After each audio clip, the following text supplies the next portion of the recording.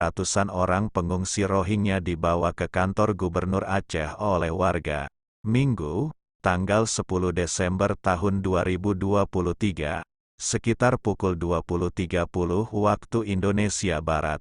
Mereka diangkut dari Gampong Lamreh, Kecamatan Masjid Raya, Aceh Besar, menggunakan 2 truk.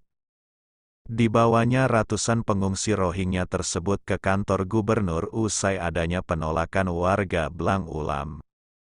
Mereka sebelumnya mendarat di pantai daerah Blang Ulam.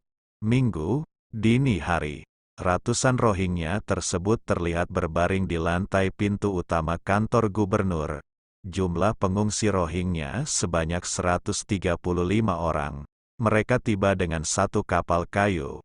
Pengungsi Rohingya tersebut terdiri dari laki-laki dewasa sebanyak 35 orang, perempuan dewasa 65 orang, anak laki-laki 15 orang dan anak perempuan 20 orang.